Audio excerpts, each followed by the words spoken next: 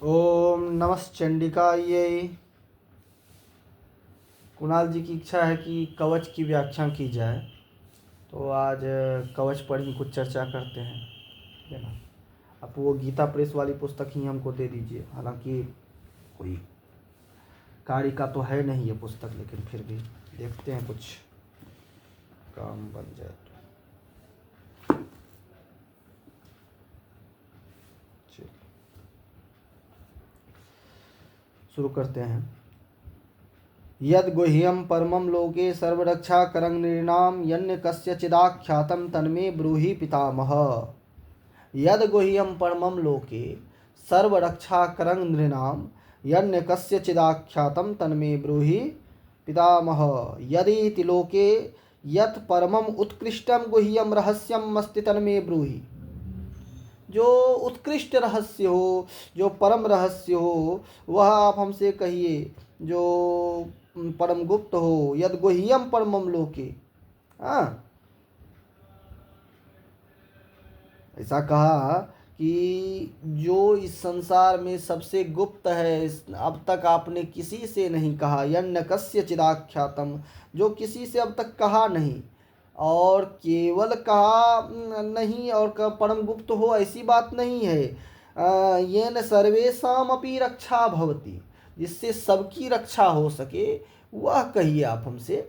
ऐसी पद्धति, ऐसा कुछ गुप्त रहस्य हो जो आप हमसे कह दीजिए, जिससे जो सबसे गुप्त भी हो और जिससे सबकी रक्षा हो सके। और केवल रक्षा न हो सके, जो आज तक आपने किसी से कहा नहीं है। यन्न कस्य चिदाख्यातम, कस्यचिद कस्यापि न आख्यातम, किसी से नहीं कहा।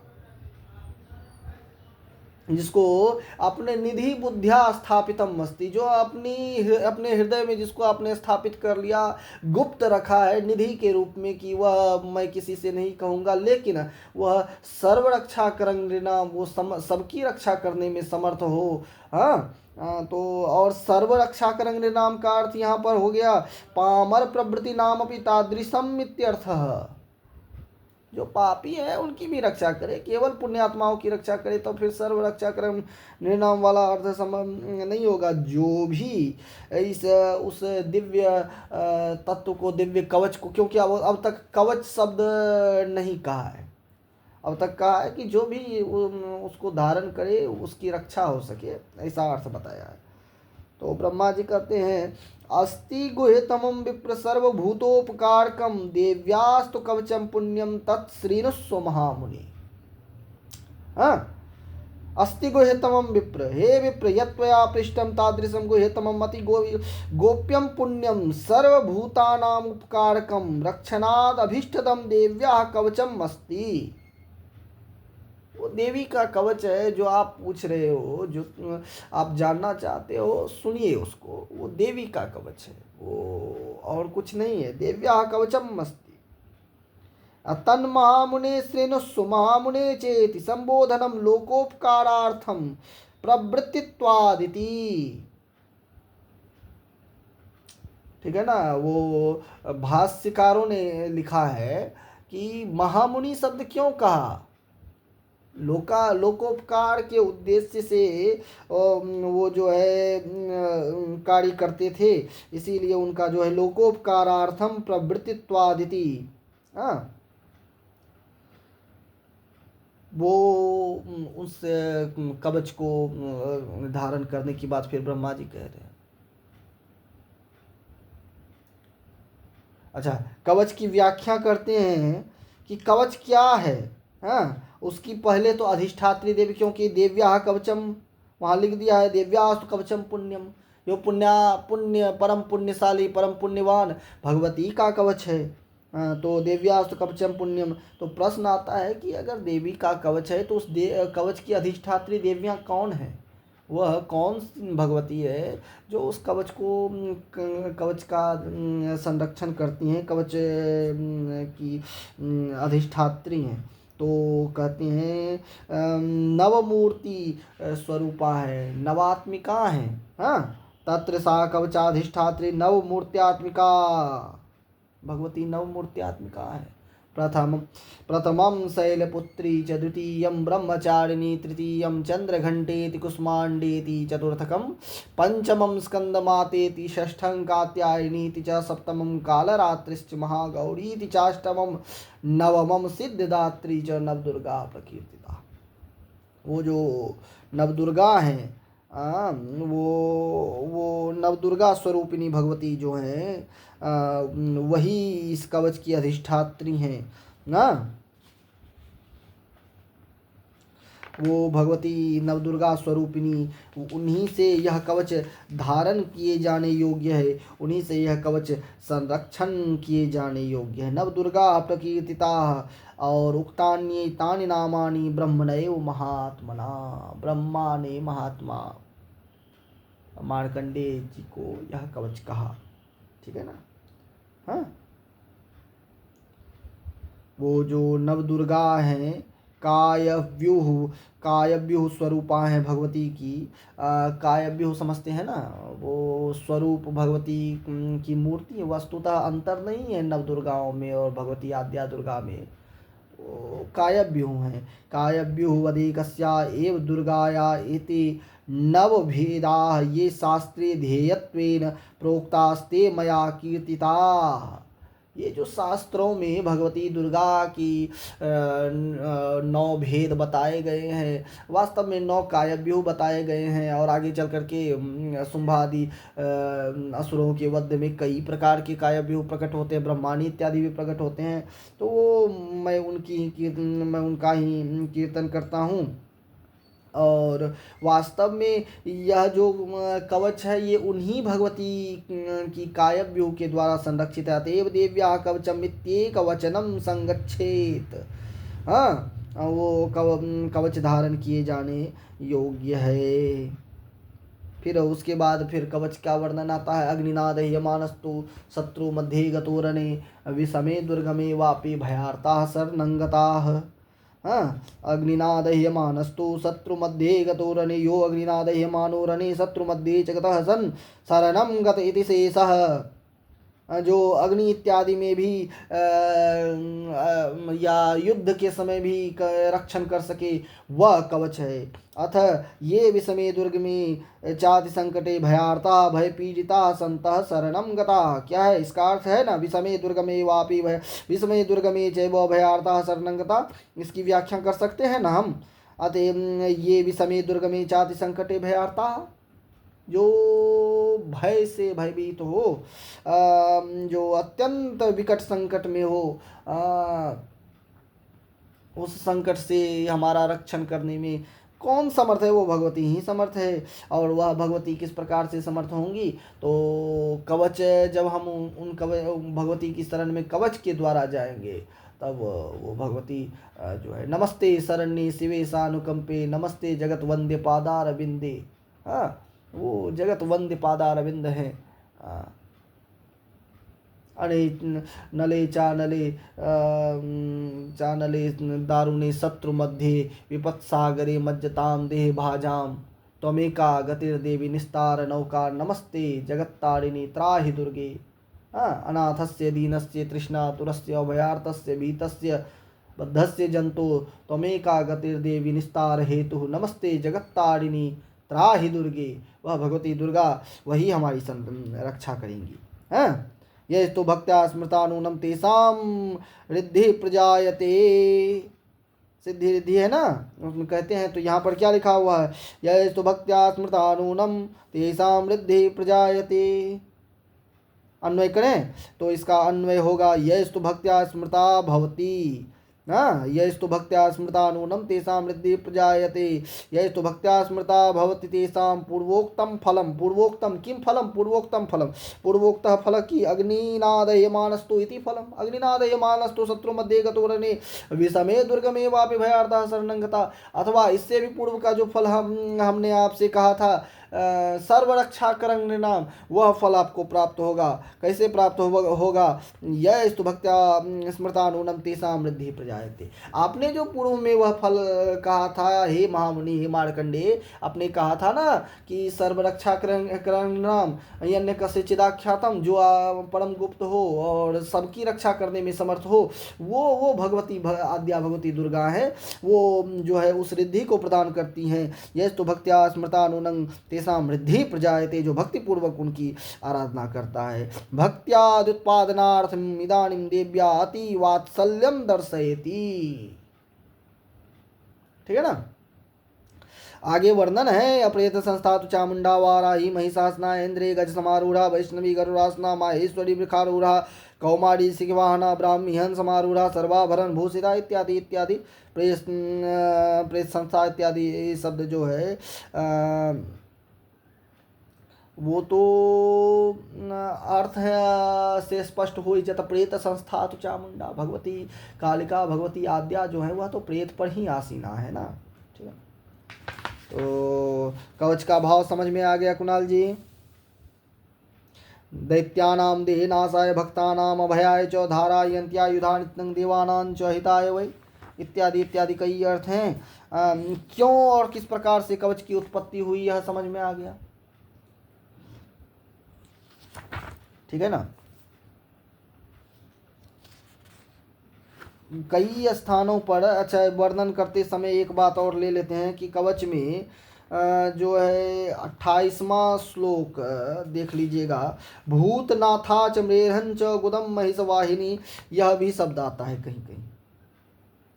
हृदय ललिता देवी उदरे शूलधारिणी नाभोज कामिनी रक्षे गुह्यं गुह्येश्वरी तथा पूतना कामिका मृरे गुदे महिषवाहिनी कट्याम भगवती रक्षे जानने विंध्यवासिनी, 28वां श्लोक है ना।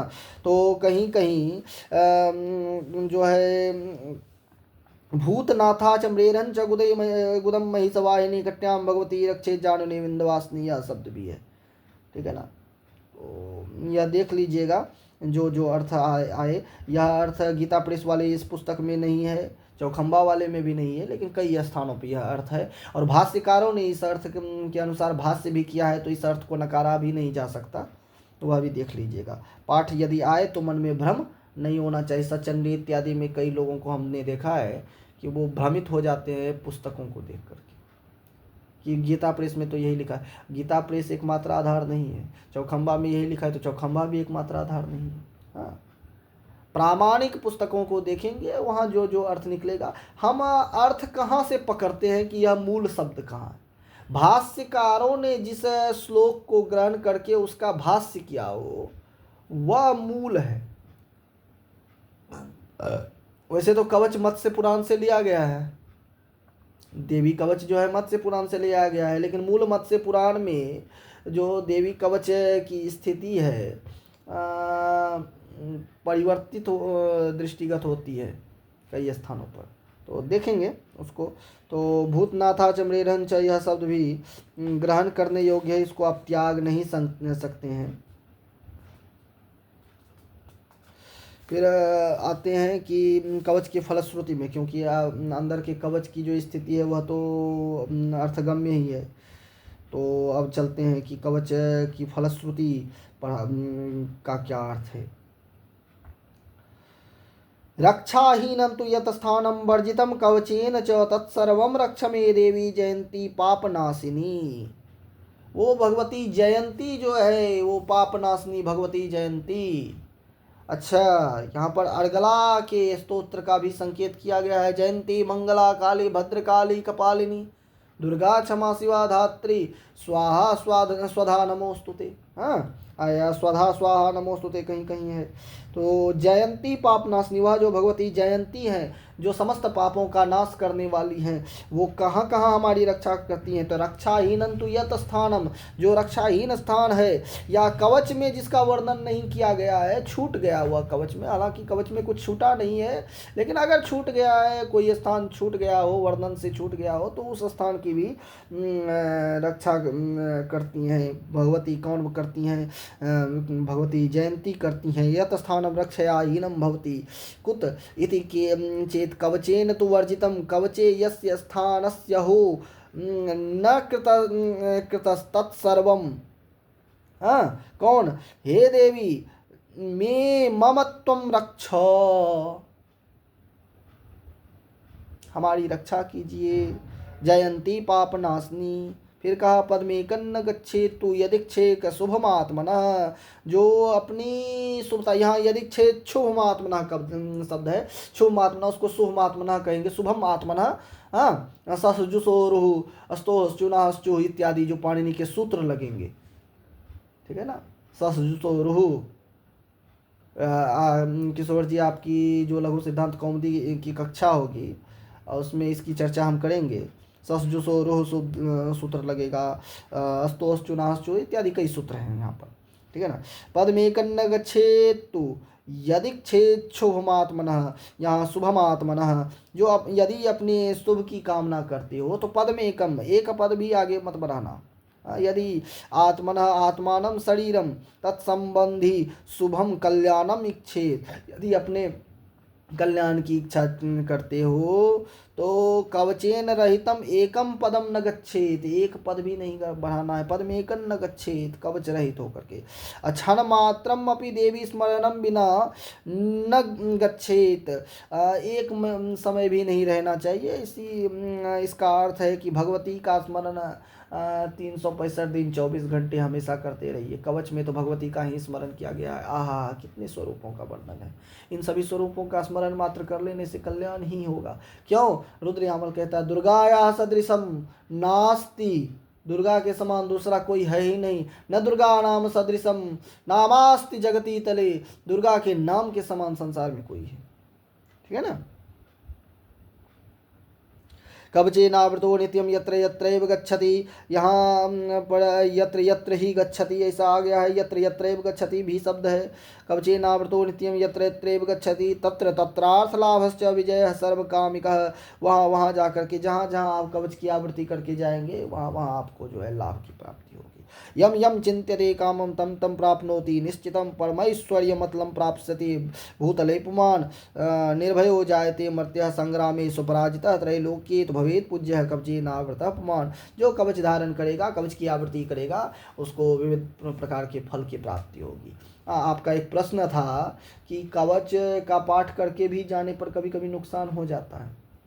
नित्य कवच का पाठ करने वाले, देखिए कवच सिद्धि की कामना करता है। इसी प्रकार ऐसे ही केवल कवच का पाठ कर लिए वह लाभ दे देगा, ऐसी बात नहीं है। कवच की कवच सिद्धि चाहिए, कवच का फल आपको पूर्णता के साथ चाहिए। और आप अधिकृत हैं, तंत्र आदि में दीक्षित हैं, तो आपको चाहिए कि आप पहले 10,000, 11,000, 12,000, 25,000 की संख्या में कवच का खूब पाठ कर लीजिए। उसका कवच का पाठ करके, और यहाँ कवच का पाठ करने के पश्चात घृत से नवार्न मंत्रों की सहायता से आप हवन भी कर सकते हैं। कवच से तो हवन होगा नहीं, कवच क्या होती नहीं होती है, नवार्न मंत्र से आप हवन करें। नवार्न मंत्र से हवन करके और 11,000, 12,000, 25,000 की संख्या में आप जप करें। उसके पश्चात आप प्रतिदिन यदि एक एक आवृत्ति पाठ करते हैं तो वह कवच आपके लिए अमोघ हो जाएगा। नवरात्र के दिनों में ऐसा दतिया वाले स्वामी जी ने कहीं पर कहा था, और अन्यत्र भी एक स्थान पर प्राप्त है। जो व्यक्ति प्रतिदिन 108 बार कवच का पाठ करे और 9 दिनों तक, नवरात्र के दिनों में, तो उसे इतनी बड़ी संख्या में कवच पढ़ना भी नहीं पड़ेगा। 108 बार प्रतिदिन पाठ करे कवच का, और नवरात्र नवमी के दिन हवन कर दे। हवन क्या, कवच मंत्र से हवन नहीं करना है, ये बात मैं बार बार कह रहा हूँ। नवार्न से हवन करना है। कवच से हवन वर्जित है, तो नवार्न से हवन कर दे तो कवच सिद्ध हो जाता है, ठीक है ना। अधिकृतों के लिए है, जो तंत्र में दीक्षित हैं उनके लिए है, जो कम से कम गायत्री प्राप्त है उनके लिए है। और गायत्री भी सनातन पद्धति से, आर्य समाज या गायत्री परिवार की पद्धति से नहीं, सनातन मत की पद्धति से जो गायत्री जिनको प्राप्त है उनकी बात हम कर रहे हैं, ठीक है। सम्मान सभी संप्रदायों का है। आर्य समाज दयानंद सरस्वती का भी हमारे हृदय में सम्मान है। गायत्री परिवार श्री राम शर्मा आचार्य जी का भी हमारे हृदय में सम्मान है। लेकिन उनकी पद्धति यहाँ लागू नहीं होगी, ठीक है ना। उनकी जो अपनी पद्धति है, ठीक बात है, सम्मान की बात है। हमारी दृष्टि में उनकी पद्धति आदरणीय नहीं है, लेकिन उन्होंने अपने जीवन काल में कुछ किया, कुछ उपयोगी कार्य किए, समाज के लिए कुछ लाभदायक कार्य किए होंगे, तो उनका सम्मान है, सबका सम्मान है। सिया राम मैं सब जग जानी, करहूँ प्रणाम जोड़ी जुग पानी, सर्वरूपमयी देवी सर्वम देवी मयम जगत अतोहम विश्वरूपांताम प्रणमामि परमेश्वरी। सब रूपों में भगवती को प्रणाम करते, लेकिन यहाँ उनकी पद्धति लागू नहीं होगी। इस बात को विशेष ध्यान दिया जाएगा, ठीक है ना। इदंतु देव्या कवचम देवानामपि दुर्लभम, जैदम कवचम धृत्वा संग्रामम प्रविशेन्द्रः, जित्वा च रिपु शर्मान कल्याणी गृह आपनयात। जो इस कवच को धारण करके संग्राम में प्रवेश करता है, उसको वो समस्त शत्रुओं का नाश करके फिर कल्याण की प्राप्ति करता है, गृह में कल्याण। जीवेत वर्षतम संग्राम मृत्यु विवर्जिता नश्यन्ति व्याधः सर्वे लूता विस्फोट का देह, विभिन्न प्रकार के विचार आदि से भी संरक्षित हो जाता है। कई प्रकार के अर्थ हैं। अंतरिक्ष चरा घोरा डाकिन्यश्च महाबला, ग्रह भूत पिशाचाश्च यक्ष गंधर्व राक्षसा। अंतरिक्ष चरा घोड़ा, डाकिनी इत्यादि अंतरिक्ष में विचरण करती हैं। अंतरिक्ष चराह, अंतरिक्ष निवासिनः, घोरयन्ति भीषयन्ति, जो भीषण हैं घोड़ा ना, वो भूत प्रेत आदि, उनसे भी हमारा संरक्षण होता है, ठीक है ना।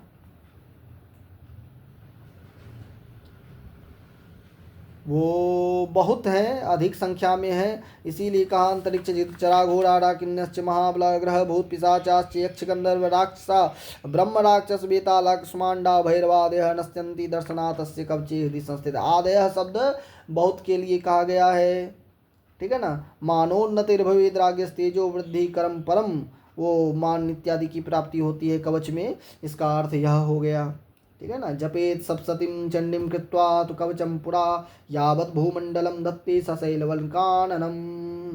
सप्तती को के जो है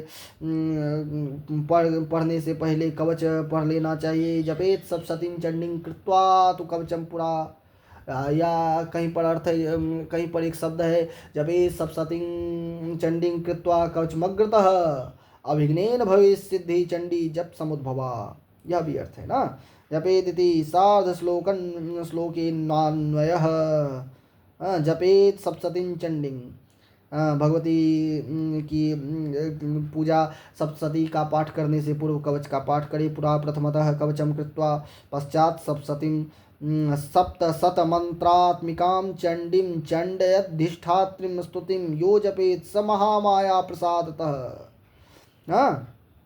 अनंत इति शब्द शेषः, तो उसका अर्थ लेते हैं, ठीक है ना, कि जो प्रथम कवच का पाठ करे, फिर अकृत्वा तो कवचम पुरा। इसका अर्थ ये कदापि नहीं हो जाता है कि कवच ही पहले पढ़ना है। कवच अर्गला कीलक का भी क्रम है तंत्रांतरों में, कई अर्गलम कीलकम चादो जपित्वा कवचम पठेत जपेत सप्तशतीं पश्चात क्रम एष शिवोदितः। महादेव ने कहा है कि क्रम इस प्रकार से अपनाया जाए कि पहले अर्गला करो, फिर कीलक करो, तब जाकर के कवच करो। क्रम एष शिवोदितः, शिवेन उदितः क्रमः, शिव के द्वारा उदित क्रम है, ठीक है। और इत्यादि कवच का फिर भाव है देहांते परमम स्थानं यस्सुरैरपि दुर्लभम प्राप्नोत पुरुषो नित्यम महामाया प्रसाद। जो कवच को धारण करता है देहांते परमम स्थानम, देह के अंत यानी शरीर के अंत होने पर परम स्थान, कौन सा स्थान? देहांते परमम स्थानम यस्सुरैरपि दुर्लभम, सुरैरपि दुर्लभम, देवताओं को भी जो दुर्लभ है वह स्थान हमें प्राप्त हो जाएगा, ऐसा अर्थ लिया गया है, ठीक है ना। तो इस अर्थ को ग्रहण करते हैं। कवच में यही भगवती के कवच का फल है। भगवती का जो स्वरूप है उसको विधिवत यदि इन स्वरूपों का ध्यान किया जाए, और जो हमने प्रक्रिया बताई 11,000, 10,000, 21,000, 25,000 की संख्या में जप कर लिया जाए तो यह कवच अमोघ हो जाएगा, ऐसा अर्थ बताया गया है। ठीक है ना।